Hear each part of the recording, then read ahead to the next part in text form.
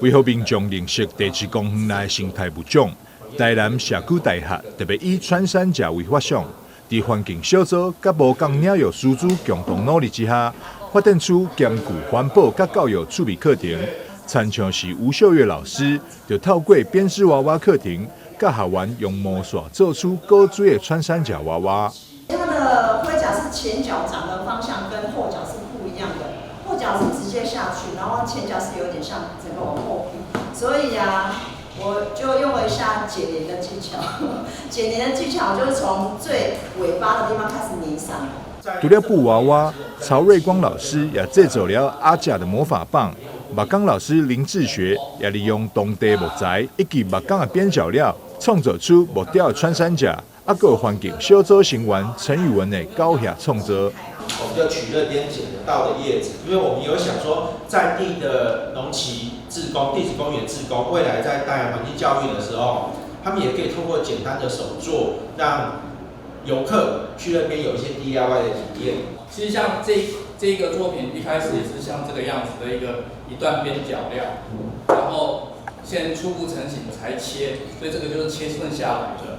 然后呢，用那个砂轮机，然后去把成型之后的这样子的木头，做出它身上这样子的一个鳞片。那其实那时候要做菊尾椅的时候，也是在想说，尾巴是要什么素材？那其实龙崎那边蛮多就是桃花心木的，其实这样子翘起来，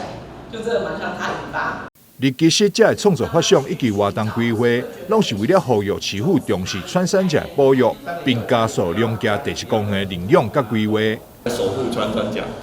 所以我们就创意性的用打火棒，大家可以自己手做自己喜欢的打火棒，用自己喜欢的素材。那其实最重要的是呼吁我们那个不要把那个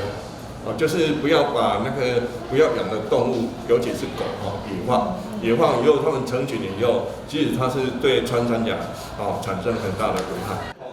29号，台南社区大学阁会甲马头山地质公园合力举办阿甲联谊活动，为民众这的创作也将会伫现场展示，希望透过无同的活动规划，吸引到更多市民共同关心环境议题。记者张世伟采访报道。